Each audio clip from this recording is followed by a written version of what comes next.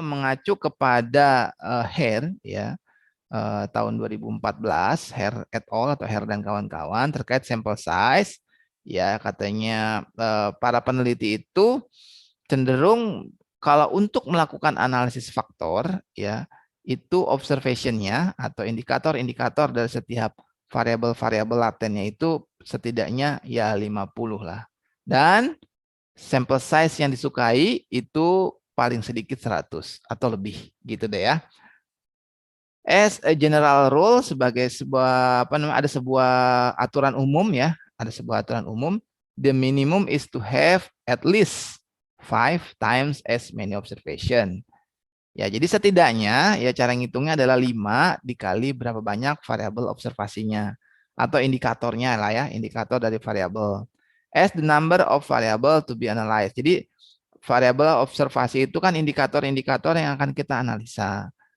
And the more acceptable sample size would have a 10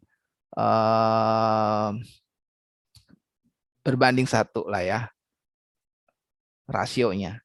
Jadi katanya di sini disarankan adalah jumlah indikator atau jumlah variabel observasinya adalah 10:1.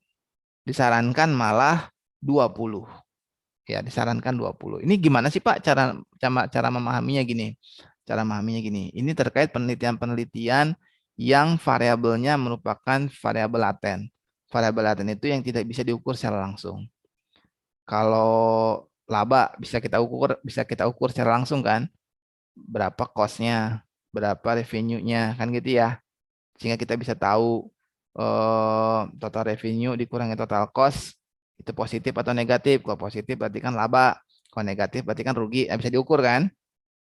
Kita kalau kepuasan pelanggan ngukurnya gimana? Nah, gitu kan. Itu variabel laten. Jadi diukur dengan observasi-observasi. Misalnya kalau pelanggan yang puas itu dia mau beli lagi. Dia akan merekomendasikan kepada orang lain. Dia beli lebih banyak. Dia akan beli varian yang lain dari merek yang sama. Dia akan misalnya apa tadi ya, word of mouth positif gitu ya. Jadi dia kemana-mana testimoninya positif. Misalnya gitu. Berarti kan ada 5 nih. 5 indikator dari kepuasan pelanggan. Misalnya begitu. Itulah yang dinamakan observation. 5 tadi adalah observationnya. Indikator dari. Jadi kalau variabel kita misalnya ada 4, misalnya masing-masing ada 5 indikator, berarti 4 dikali 5, 20. Ya, ini contohnya seperti ini. Ya. Misalnya saya punya 20 indikator ya. Misalnya saya punya 4 variabel. Ya, saya punya 4 variabel. Setiap variabel ada 5 indikator. Berarti kan 4 kali 5, 20. Totalnya ada 20 indikator. Atau 20 variabel observasi gitu ya. Maka ukuran sampel kita, kalau general rule of thumb dari Hare, ini bukunya ya, saya capture nih bukunya langsung. Jadi saya membiasakan diri berargumen basisnya pada referensi ya. Jadi kita kalau berargumen harus basisnya referensi. Jadi tidak boleh kita berargumen, oh kata si bapak anu, kata si ibu itu, nggak bisa. Ya, yang bagus untuk berargumen adalah menurut buku ini ya, menurut si bapak ini, tapi dalam buku apa atau dalam artikel jurnal apa gitu. Boleh, jangan sampai cuma menurut Pak Budi yang mana? Itu yang waktu Zoom nggak bisa. Tapi menurut misalnya Setiawan 2018 dalam buku apa? Nah itu disarankan, sangat disarankan mahasiswa memiliki kemampuan seperti itu. Berargumen berbasis pada referensi ya. Jangan sampai berargumen berbasis pada emosi.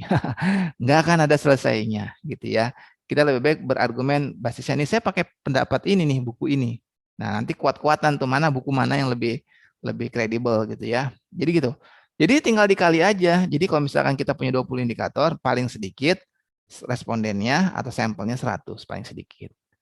Ya, setidaknya 100 sampai 200. Kalau tadi kan dikali 10 ya 5 sampai 10. Tapi membaca statement yang tadi kan bisa juga 20 cases kan. Ya, 20 cases. Jadi bisa juga dikali 20. Berarti 20 kali 20 400 responden. Gitu ya, bisa. Memang rule of thumb-nya 5 sampai 10 deh, sudah cukup. Gitu ya. Jadi berapa respondennya Pak? Ya udah ini misalkan konsumen kecap X gitu ya. Ya udah, respondennya ambil aja antara 100 sampai 200. Atau 400 juga boleh, tadi maksimum ya 400. Itu kalau menggunakan rule of thumb dari Hare et al. Tahun 2014. Gitu ya. Nah, berikutnya kita bisa juga pakai pendekatan Cochrane juga, tapi Cochrane itu bikin untuk yang unknown population size. Kalau yang tadi Cochrane yang tadi kan dia population size-nya known kan atau finite ya. Ketika yang infinite kita juga bisa. Caranya ini lebih gampang karena lebih disederhanakan ya, nggak ada n besarnya kan. Kalau rumus yang tadi kan dia ada n besarnya nih. Yang Cochrane ini kan dia ada rumus besarnya. Nah, ada apa namanya? Ada n besarnya di sini kan, di bawahnya nih ya, ada n besarnya. E kuadrat dikali N, ada N besarnya. Nah, kalau untuk yang unknown population size, sama dia disingkat menjadi, diringkas menjadi begini aja.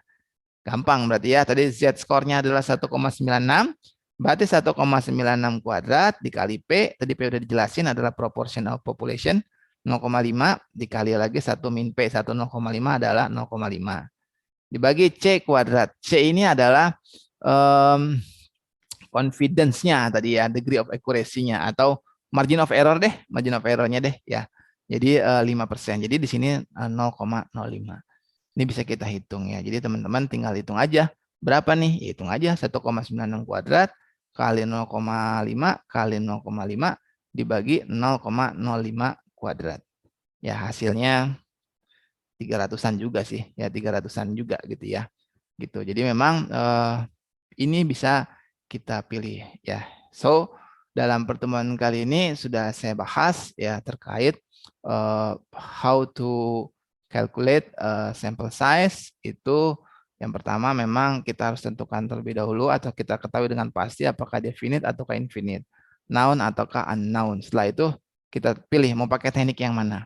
Kalau memang dia known population size, kita bisa pakai Cochrane, bisa pakai Krejci and Morgan. Tapi kalau kita di unknown population size, ya, infinite population bisa pakai Hare, ya Hare tinggal dikali aja.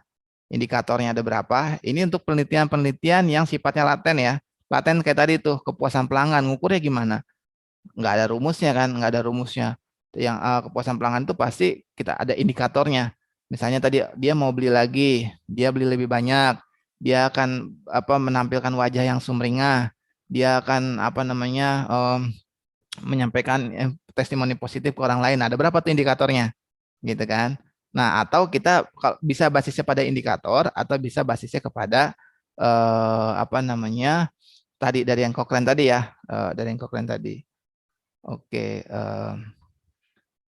saya rasa itu terlebih dahulu ya. Ini saya stop share.